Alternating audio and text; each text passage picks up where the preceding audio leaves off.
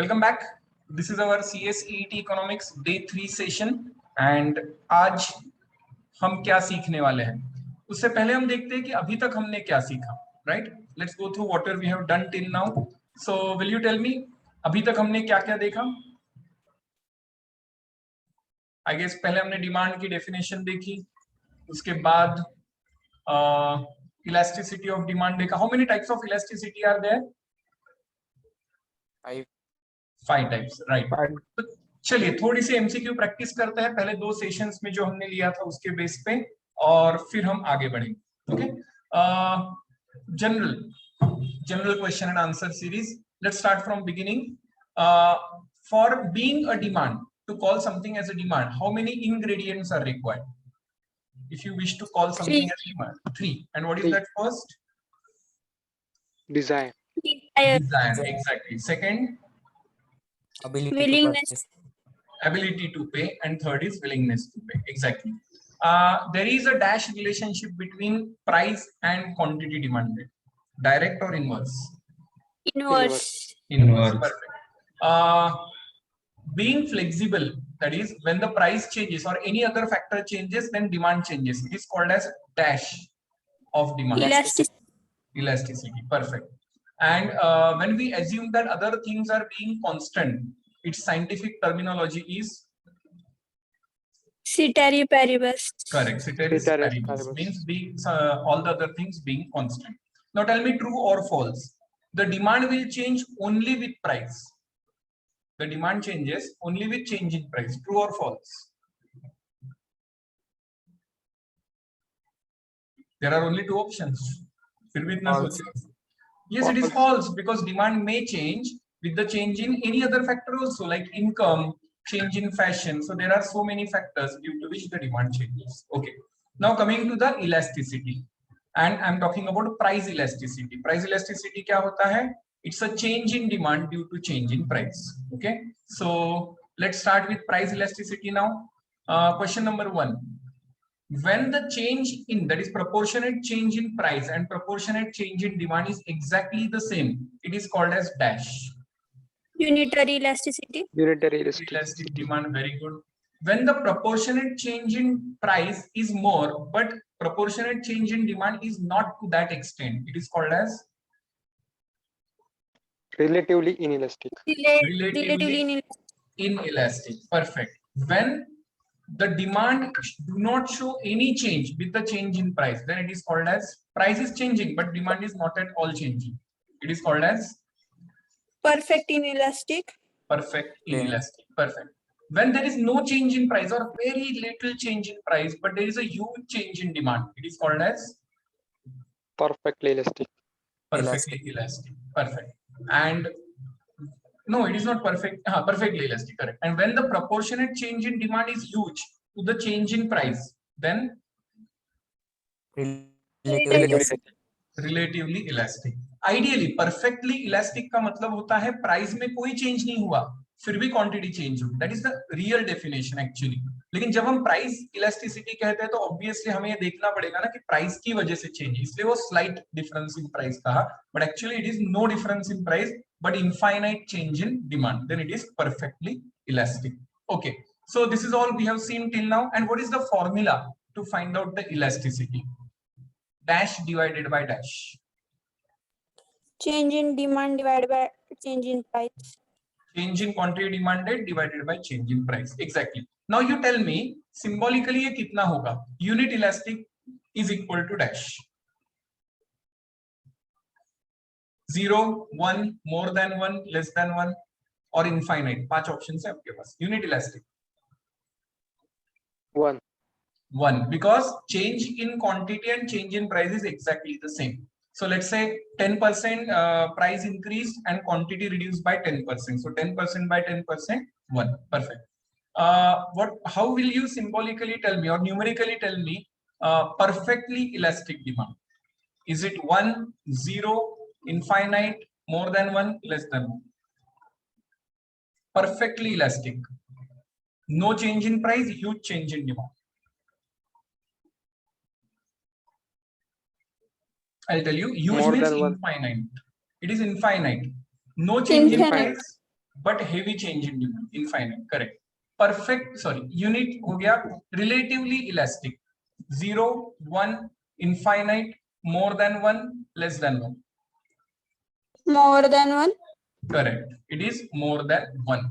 And last is relatively inelastic.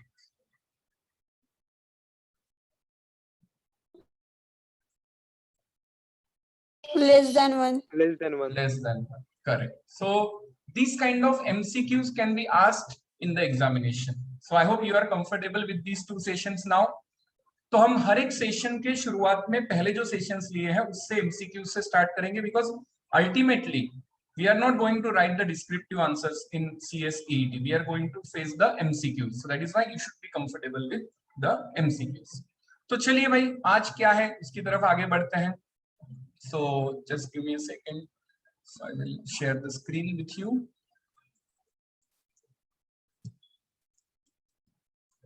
Yes. Here it is.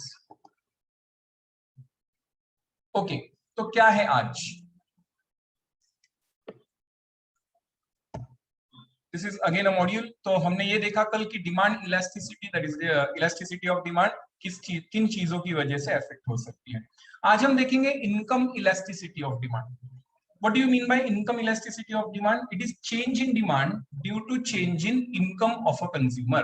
तो जरा मुझे आप बताएंगे कि अगर आपके कंज्यूमर का इनकम बढ़ रहा है तो आइडियली डिमांड बढ़नी चाहिए, कम होनी चाहिए? I repeat my question. If income is increasing, then demand should also increase. And if the income is going down, then ideally demand for the product should be reduced. Exceptions अलग बात है. तो आप मुझे बताओगे income of a consumer and quantity demanded by a consumer will have a direct relationship or inverse relationship? Direct. Direct, exactly. When something goes in the same direction, it is called as a direct relationship. Perfect. So today we are going through this concept, income elasticity followed by cross elasticity. So let's start with this first, income elasticity. Income elasticity of demand is the degree of responsiveness of demand to the change in income. Professor Watson defined it as income elasticity of demand is the rate of change of quantity with respect to changes in income. Other determinants remaining constant. So price, fashion, everything is constant. Just a change of income is affecting the demand. The income elasticity of demand can be measured by the formula percentage change in quantity demanded divided by percentage change in income. Now percentage change in quantity demanded क्या होता है? मैंने कल आपको कहा था कि मैं थर्ड सेशन में आपको बताऊंगा, वो अभी हम देखेंगे जरूर. So percentage change in income percentage change in quantity demanded divided by percentage change in income is income elasticity. तो अभी ये exactly हम कैसे define कर सकते हैं? चलिए देखते हैं. Just give me a second.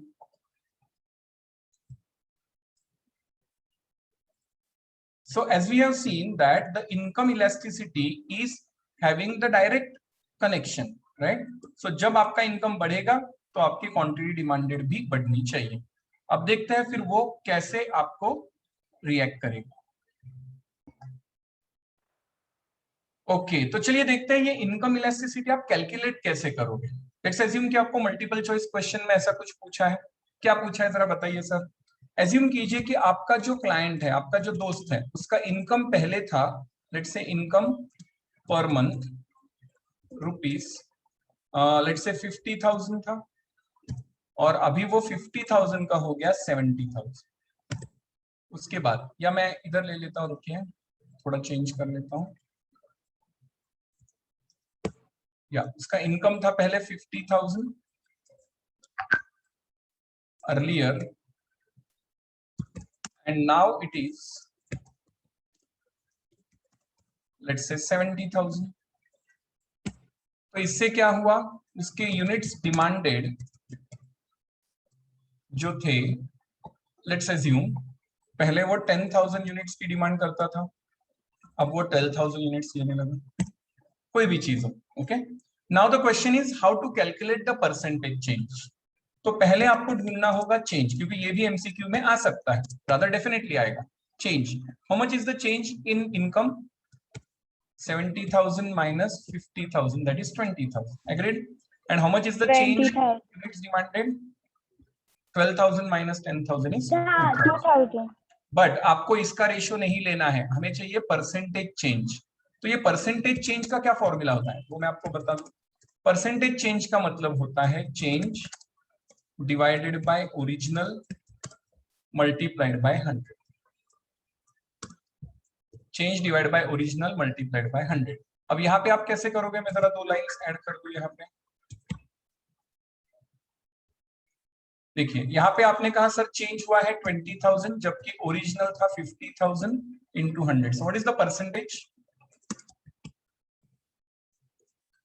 20,000 divide by 50,000 into 100, 40%। तो आपका इनकम 40% से बढ़ा और आपने कंजम्पशन कितने परसेंट से बढ़ाया? चलिए देखते हैं। It is 2,000 divide by 10,000 into 100, that is 20%। ये हो गया आपका परसेंटेज चेंज इन इनकम और ये हो गया आपका परसेंटेज चेंज इन डिमांड या quantity demanded. What is the formula? Income elasticity क्या होगा formula? Percentage change in demand divided by percentage change in income multiplied by 100। सो कितना आएगा फिर ये? It will be percentage change in demand is 20% and percentage change in income was 40%।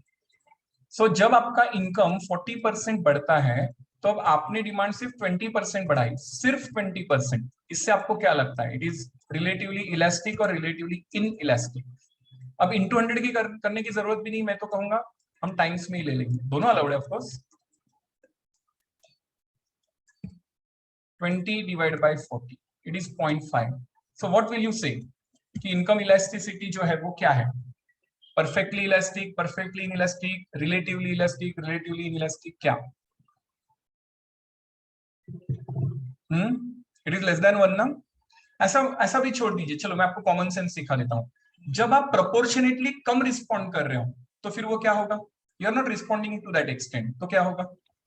Relatively inelastic. Relatively inelastic. Inelastic, correct. आप उतना respond नहीं कर रहे हो, रिलेटिवली इनइलास्टिक। अब देखिए मैं आपको और आगे लेके जाता हूं। अगर देखिए एक कंसेप्ट लेना तो उस पर पूरा फोकस करना चाहिए। अगर आपने कहा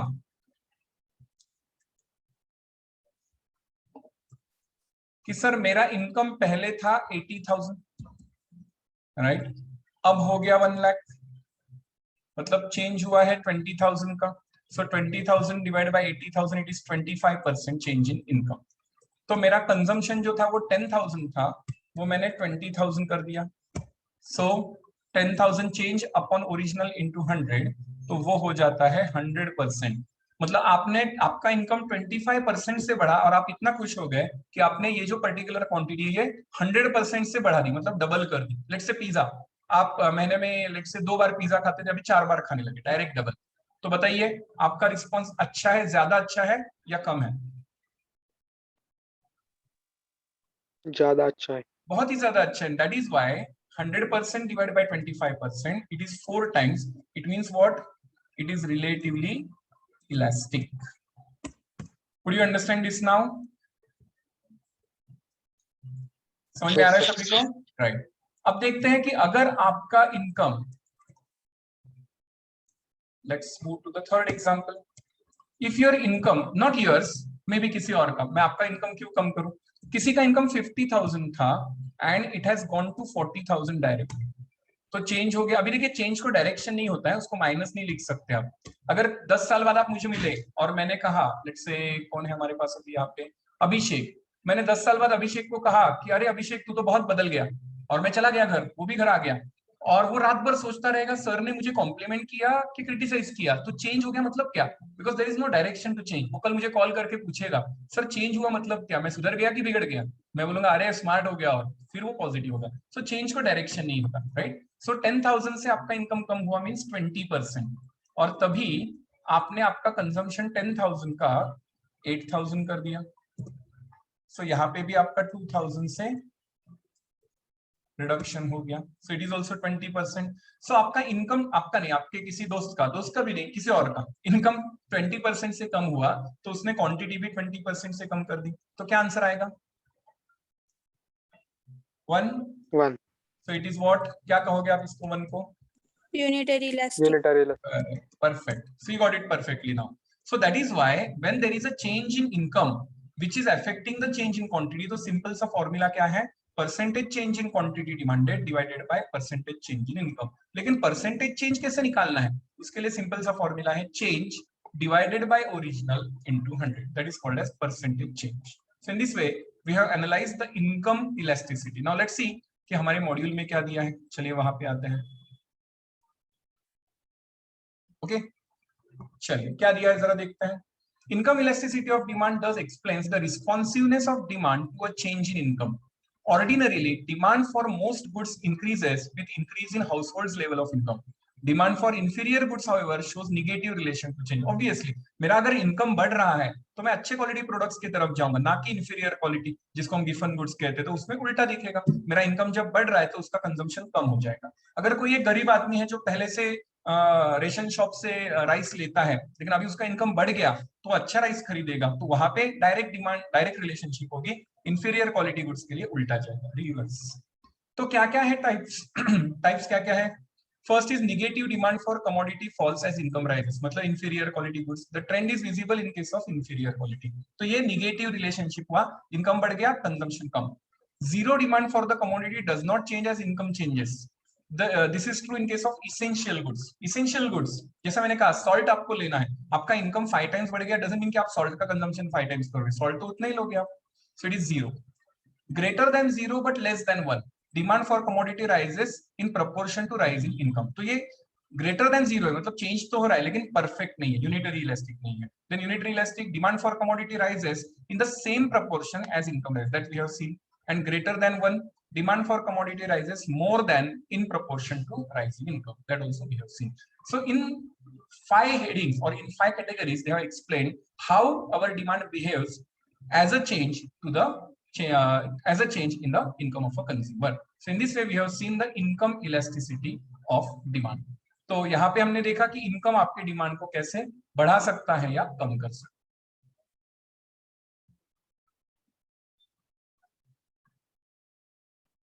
ओके, तो चलिए अभी आगे बढ़ रहा हूं. अब क्या है cross elasticity of demand. Cross elasticity का मतलब होता है demand for one product depends on the price of the other product. जैसे हमने देखा कि अगर पेट्रोल के रेट्स बहुत ज्यादा बढ़ने लगे तो ऑब्वियसली पेट्रोल कार के लिए डिमांड कम हो जाएगी. बेचारी पेट्रोल कार की तो कोई गलती नहीं थी, लेकिन इधर पेट्रोल के रेट्स बढ़ रहे हैं तो बेचारी क्या कर सकती है. या कोका कोला वालों ने अपने रेट स्लैश कर दिए, कम कर दिए, तो पेप्सी वालों की डिमांड कम हो जाएगी. क्यों? क्योंकि लोग पेप्सी से कोका कोला की तरफ शिफ्ट हो सकते हैं. वैसे बहुत डिफिकल्ट है, एग्जांपल हमेशा दिया जाता है, बट प्रैक्टिकल लाइफ की सिचुएशन ऐसी है ना कि कोका कोला कम्युनिटी मतलब Coke community versus Pepsi community, ऐसी कम्युनिटीज है. कोक वाले कभी पेप्सी को हाथ नहीं लगाएंगे और पेप्सी वाले कभी कोक को हाथ नहीं लगाएंगे. कमिंग आउट ऑफ कॉन्टेक्स्ट, ऐसा कहा जाता है कि सेकेंड वर्ल्ड वॉर में जब एक बम कोका कोला के एक बहुत बड़े कंटेनर पे जाके गिरा तो यूएस के जो सोल्जर्स थे वो इतना भड़क गए कि उन्होंने उस पे जो काउंटर अटैक किया कि जीत के ही वापस आए, क्योंकि उनका ईगो हर्ट हो गया. भाई कोका कोला के कंटेनर पे तूने बम डाला है, अब तू खत्म. So that was a ego issue at that time. So ऐसा होता है, बट जनरली इट हैपेंस कि आपका अगर कॉम्पिटिटिव प्रोडक्ट है या सपोर्टिंग प्रोडक्ट है, उसके प्राइस पे आपकी डिमांड भी डिपेंड करती है. So let's see cross elasticity of demand. The responsiveness of demand to changes in price of related commodities is called as cross elasticity of demand. Professor Watson defines it as cross elasticity of demand is the rate of change in quantity associated with a change in price of related goods. एक particular commodity के units में जो change होता है due to change in price of the other product is called as cross elasticity. Thus, cross elasticity of demand is the responsiveness of demand for commodity X to the change in the price of commodity Y. मतलब change in quantity demanded of Coca-Cola due to reduction or increase in price of Pepsi. दूसरे product की वजह से मेरे product पे कितना असर. So symbolically what we can say, cross elasticity is equal to increase in quantity demanded of A versus increase in price of product B. तो इसको भी थोड़ा एनालाइज करते हैं. चलिए यहाँ पे आते हैं, आपको एक्सेल शीट दिख रही होगी ना, तो यहाँ पे मैं लिख देता हूँ cross elasticity.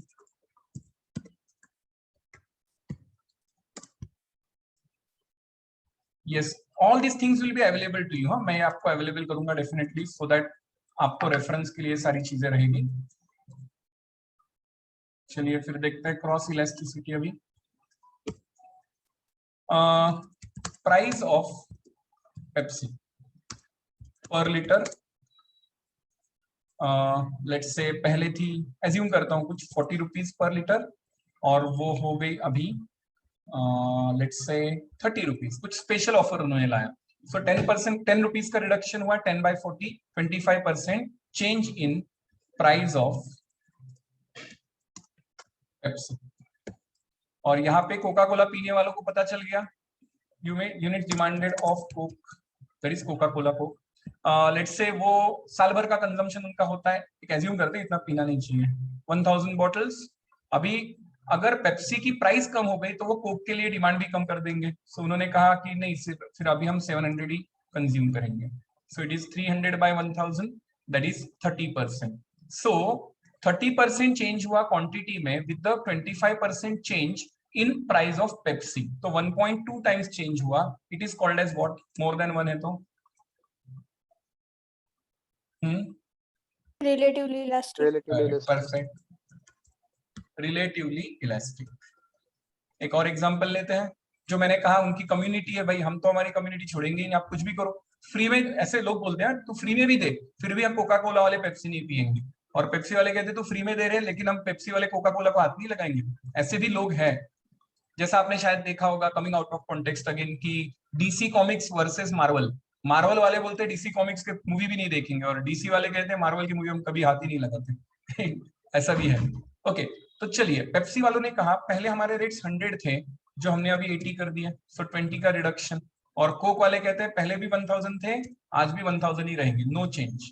So zero change in quantity demanded with 20% change in price of Pepsi, it is called as what? बताइए। No change, perfectly inelastic. Exactly. So this is called as the cross elasticity of demand. तो चलिए आते हैं module में वापस। So cross elasticity. The relationship between X and Y commodities may be substitutive as in case of tea and coffee, or complementary as in case of ball pens and refills.